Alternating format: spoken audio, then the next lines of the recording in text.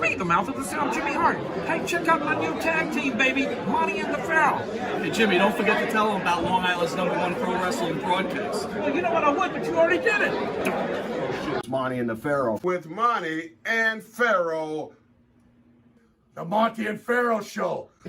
Monty and Pharaoh, bro. Monty and the Pharaoh. Monty and the Pharaoh. The Monty and the Pharaoh. The Monty and Pharaoh Show. And you're watching the Monty and Pharaoh Show. Monty and the Pharaoh. With Monty and the Pharaoh. Monty and the Pharaoh. It's Monty and the Pharaoh. Monty and the Pharaoh. Monty and the Pharaoh. Monty and the Pharaoh. Monty and the Pharaoh. Monty and Pharaoh. It's Monty and the Pharaoh. And Monty and the Pharaoh. Oh, is it Monty and the Pharaoh? Monty and Pharaoh. The Monty and the Pharaoh Show. The Monty and the Pharaoh. To the Monty and the Pharaoh Show. And it's Monty and the Pharaoh, baby. Watching Monty and the Pharaoh. With Monty and the Pharaoh. Monty and the Pharaoh. Oh, what a run. Monty and the Pharaoh. Monty and the Pharaoh. Hey, cut music. When you want the best in professional wrestling, Long Island, there's only one place you're going to get it, right here. Monty and the Pharaoh. Now, that's not just the coolest, and that's not just the best. That, my friends, is just incredible. Monty and the Pharaoh. You've got the future Hall of Famer, that rocker, Marty Jannetty, MJ in the house, and I'm sitting here with two more future Hall of Famers, Monty and the Pharaoh. We're doing that stuff, and we gonna rock it. Chris Benoit should not be in any Hall of Fame. Plain and simple.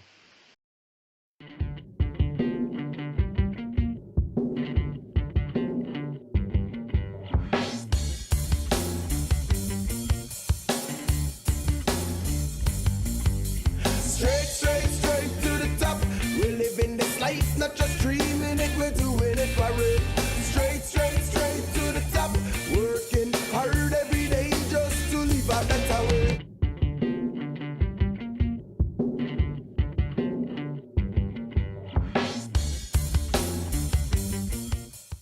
All right, welcome back to Long Island's #1 pro wrestling broadcast out of our new home, Indie Music TV. The star Fancy schmancy of the show.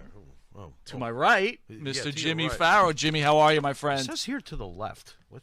I changed it on mine, pal. Oh man, talk about on the fly. You Don't rock. abuse me, please. No. Mr. Jim Daus. Jim, how are you, buddy?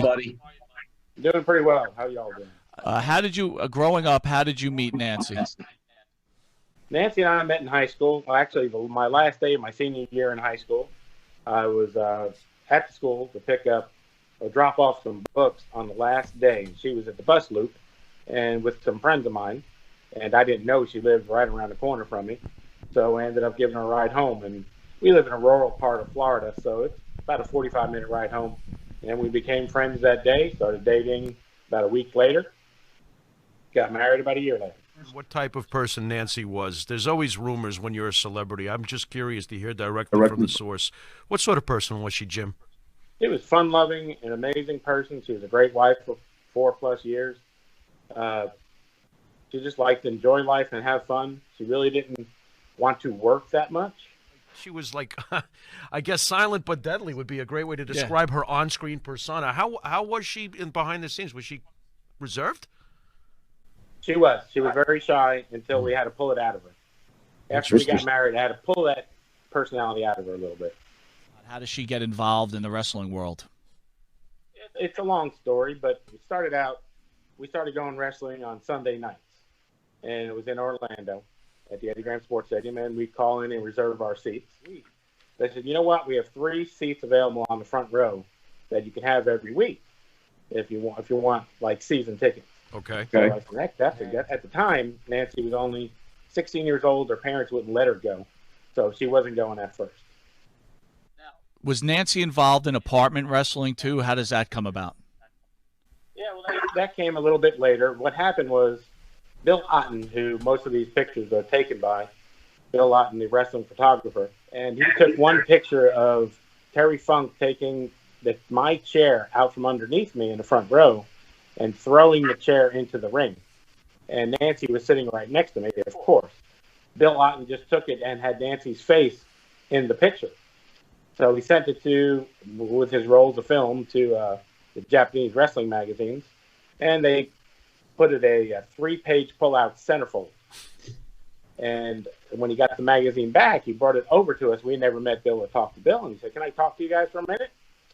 And he showed us the picture and showed us the magazine, and he said, "I just had to show you guys this. It's your chair and your wife's face right there when Terry Funk's throwing the chair." So that's how we got to meet Bill. And about 2 weeks after that, Bill Otten said he just bought a bunch of new equipment, some new photo equipment. And he's never done anything but wrestling, really, shooting. So he wanted to try out his new photo equipment and he asked if Nancy would be available. He said, "If we can use Nancy in these pictures, I'll give you a whole portfolio. All the pictures will be yours. It's really just testing the equipment." So we got to be good friends with Bill Otten, and that's how we got into wrestling. When you were getting Nancy into the business as her husband, as a man, did you ever feel concerned, like when it was happening, as you're getting into the business? Is there a little voice maybe possibly asking yourself, this could get out of control? She's a beautiful woman. They may try to use her for her looks. Yeah. The wrestlers are all pretty much, from what we hear, a lot of them were very aggressive towards any woman. They don't care if it's your wife. They don't care if it's someone's girlfriend. Did you ever early on get flashes in your own head going, this could get crazy? Am I doing the right thing here? No, it really didn't. Everything seemed to be working out well. Nancy and I always got along real well. We had a very good marriage. Everything was good. It was later on that those things popped up. Okay. Her head got a little bit bigger, of course, and she knew that we could actually do this. And we grew apart. We started growing apart. She started doing some shows in Texas and Baltimore and places like that without me. And then when she got home one trip, we started talking. I said, "Nance, I really think that I am holding you back. Us being married is holding you back. Wow. We are starting to grow apart, and you might want to think about this." And right after we thought about this for about 2 days, after I picked her up at the airport, we talked about it. We decided, let's separate and see what happens. As soon as we separated, her career just took off like crazy.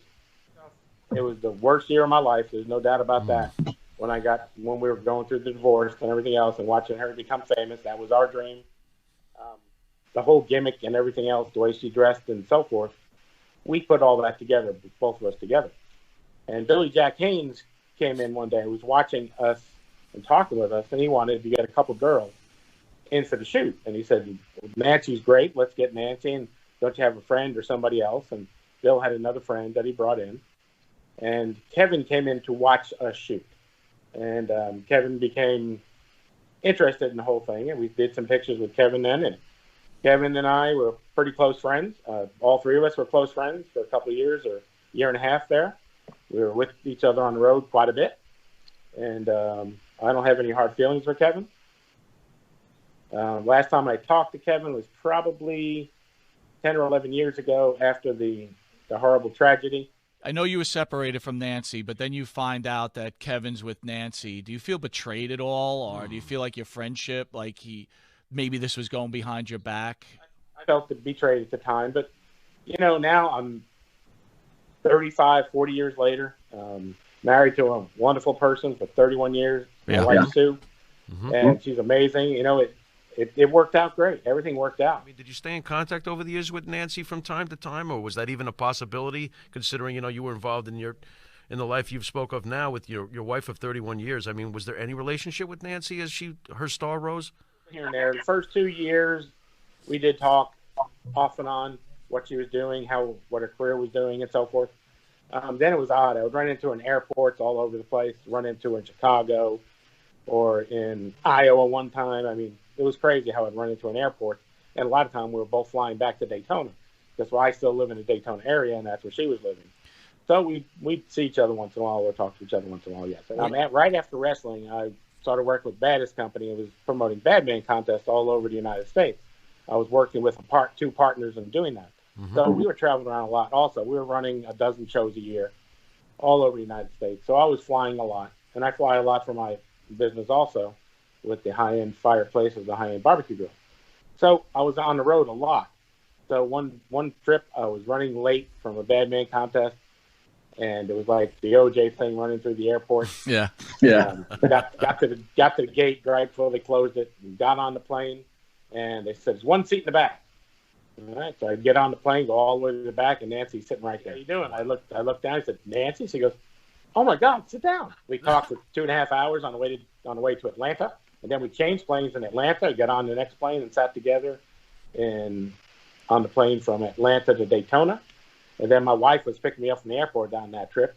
So I get off the plane with my ex-wife and my new wife picking us up. It was pretty fun. Nancy put her arms around her and gave her a big hug and said, "Oh, I've heard so many good things about you," and everything else. And I said, "Sue, this is my ex-wife, Nancy." And it was an experience. I want to go back to your conversation with Sullivan. What does Sullivan say to you? It's been, like I said, that was 10, 11 years ago. He was just telling, we were talking about the whole thing and how horrible it was. We didn't talk about what happened after Nancy and I split and them two got together. We didn't talk about that. We were just talking about how bad the situation was. Nancy and the Hustler lawsuit. If anyone who doesn't know, in 2007, Hustler published nude photos of Nancy after her death. Do you want to elaborate on that? Yeah, that was, first of all, Nancy and I never wanted to get into Hustler or any of those magazines or anything like that. There was a shock jock in the Orlando area. It was a shock jock radio show on WDIZ. Baxter and Mark, Rick Baxter and Mark Stamansky. Nancy was a lot, like you said, Nancy didn't want to work. So a lot of times we'd go to bikini contests, things like that. Miss JJ Whispers, Miss Hawaiian Tropic of Florida, things like that. And she'd enter them, and a lot of times she'd win, and that would pay the bills. It was really good. So we met these two shock jocks, and I believe it was at the Florida Miss Hawaiian Tropic contest. And we became friends with Mark Samansky. Now, Nancy was 20, and Nancy was 19, and I was 20. And we became friends with Mark Samansky and his wife. So we went out to dinner with him a couple times. And again, we were married, we were young, we were kids, we were stupid. We went to their condo in Orlando one night after dinner and drank some more. And we went to one room. Mark and his wife went to their room. Of course, we did our thing. We spent the night over there, and we had no idea, but Mark Samansky filmed it. It was sold by Mark Samansky to Hustler for $1,000 before he died. No, we had no idea. The video appears after Nancy passed away. Right. We had no idea that it even existed. And 6 months later, Bill Otten actually called me. He heard something about it. We found something on the internet. He said, "Hey, you need to take a look at this." And I knew that it wasn't good when I saw what was coming out. And it just went from there. So who knows? 35 years later, it's crazy. Few people know who I am. I don't go out telling people normally. They usually find out the hard way, and if they do, it makes me like my 15 minutes fame type thing. Right. Sandra Toffolini, the sister of Nancy, has gone on record in the past as saying that, when Nancy and you were divorcing, Nancy and Kevin were deeply in love. The stories popped up over times. Now, you did describe that there were no issues. Is there anything to her comments, or is it, that cut and dry the way she tried to make it out, or is this just, BS coming from your end? Sandra, we used to babysit Sandra. When Sandra was a little girl, 6 years old, she'd be with us on weekends and everything else. She didn't know back then. Kevin and Nancy started after we were divorced or after we were separated. That started later when they were on the road. Sandra just doesn't remember. I just want your thoughts on this because I have to know how you feel emotionally when you hear this kind of crap. The rumors that have gone on for years that Kevin Sullivan was the one behind this. Does this make you sick? Can you just give us your thoughts on this sort of rumor? There's no way on earth Kevin had anything to do with it. Were you still talking to Nancy when she was married to Chris? The last time I talked to Nancy, I got an email from her when she was pregnant. And that's when she was 40 years old. That's the last time I've ever heard from Nancy. And because Nancy and I never wanted kids, we weren't going to have kids. I have a son. Things happen, of course. I have a son that's 23 years old and going to Florida State University right now for his master's. And Nancy, when she got pregnant, she sent me an email. Guess what? I'm pregnant. And I hadn't talked to her in a couple of years at that point. So I said, well, guess what? I have a son also. Wow. It was a very brief email conversation, and I think she was very, very happy with Chris because I never heard from her again. What were your feelings when you find out about this murder? I know you're upset, but what goes through your mind? It was horrible. It was really bad. It was a rough month actually, because Nancy kept her professional name as Daus quite a bit. Everybody knew that, so the media wouldn't leave us alone. And gosh, I had to turn my cell phone off, my house phone off, and everything else. The first day we had 75 phone calls from Time, Life, People, the New York Daily News, everybody, ESPN. Contact with Nancy's family over the years after this? Not really, just Sandra. I do talk to Sandra occasionally. I talk to Sandra probably at least once a year. Her parents, I've only seen them for the court trials and stuff like that. I feel so bad for her family. At times, I wish I didn't help Nancy get into wrestling. Who knows where she would be now? She probably wouldn't have been passed away. I do feel bad at times about that, but I feel so bad for her family and everything that they've been through. Your personal thoughts on Chris Benoit, please. Know the man. I know bad things happened. I don't know Nancy's life that last 7 years when she was with Chris. I don't know how bad of a person he was to her. We do know what he did, and hopefully he burns in hell. How do you feel about Chris Benoit's son and the pain he's going through? Did you watch the Dark Side of the Ring episode? Obviously you did. Oh, yeah. I watched it a couple times, yes. And So- I'm glad that Sandra and him got back together. That was really good. He's going through the same thing Sandra went through. And Sandra's taken is really, really hard. Nancy was Sandra's life, and I feel so bad for Sandra. And her Chris's son also. Would you say the Dark Side of the Ring episode was accurate? Well, the early parts, like I said, Sandra didn't remember a lot. The first 20 minutes of it. After that was really about Chris. And I think it was well put together, the Dark Side episode. I think it focused a little too much on Benoit and Guerrero. I don't know if that was really the cause of anything. I think they played that up a little bit too much. That's a great point. I felt like the piece itself was making excuses for why Benoit did what he did. Exactly. That's how I felt. And I think it was more of the steroids and all that. Look, it's clear you had a really good relationship with Nancy, but I'm going to ask you this question. Other rumors state that Nancy was a pretty aggressive woman and would get physical. Any truth? Any truth to that on your end? What you experienced? Never. Not one time. Not one time did we ever lay a hand on each other. She was always sweet, lovable Nancy. Never had an issue like that. We love Billy Jack here at Monty the Pharaoh, but I got to ask you this.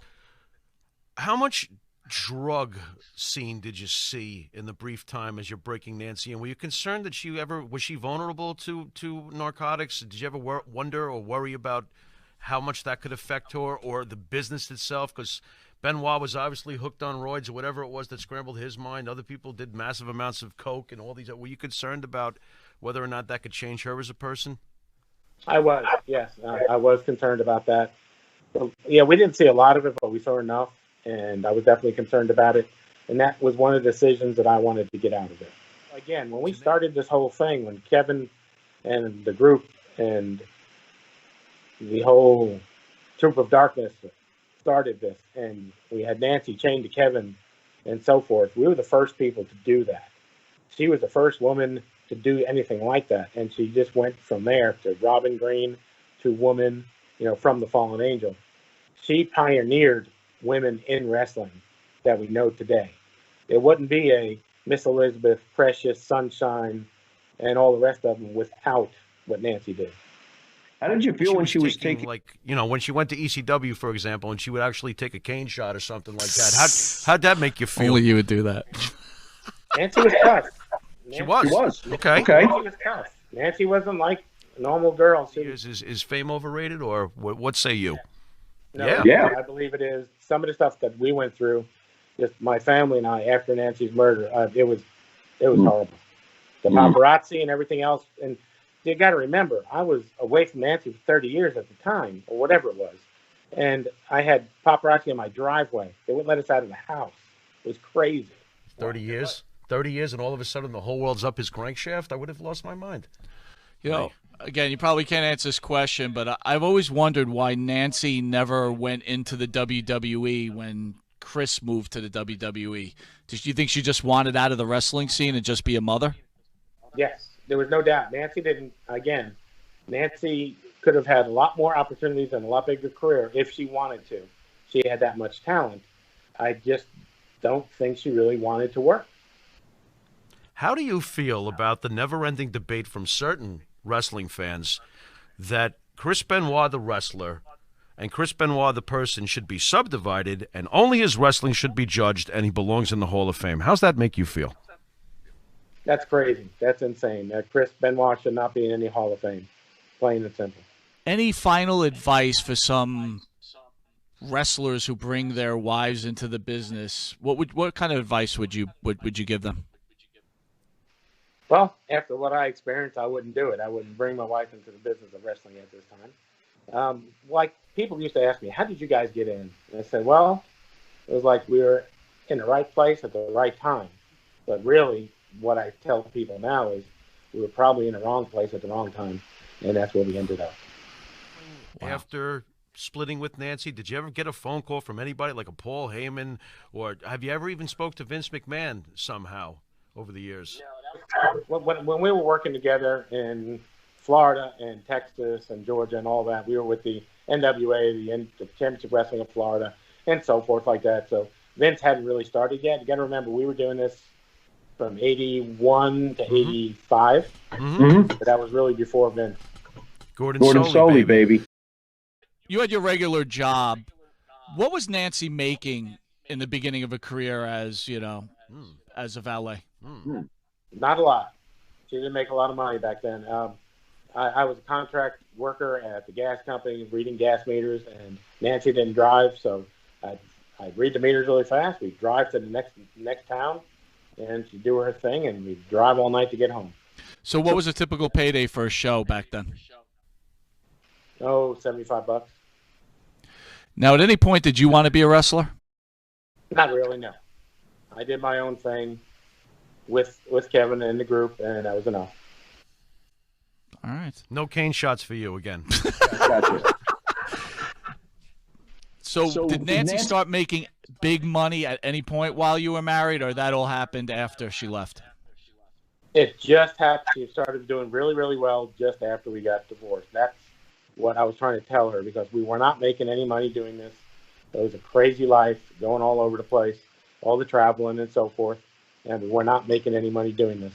And I said, Nancy, if you're going to make it as a wrestler in the wrestling business, you're going to probably have to do it without me. There's no room for me in this. Right. I have to start taking all these trips without me. And that's when we decided to let her live her dream and follow her career and go from there. We really appreciate the insight on Nancy's life and your life, and it's been a pleasure having you on, Jim. I appreciate it. Thanks for having me on, and you all have a good night. Thank you, sir. Thank you. Thank you. This life is tearing me apart. This life is tearing me apart.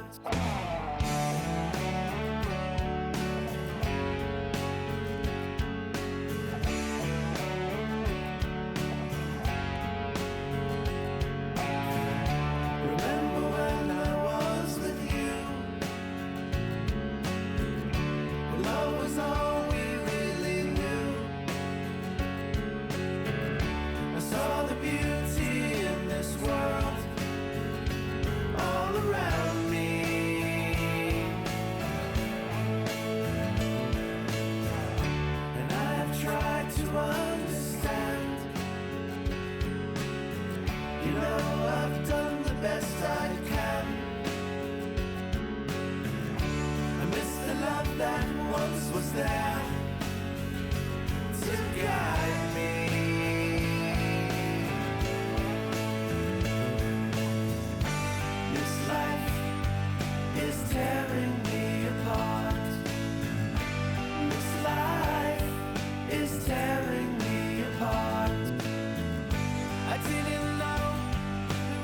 nothing from the start. After all we've been through, where are you?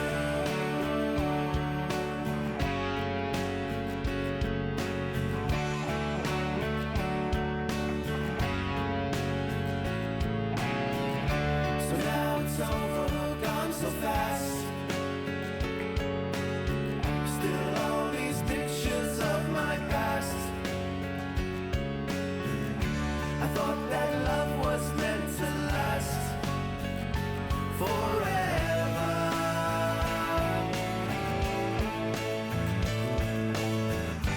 This life is tearing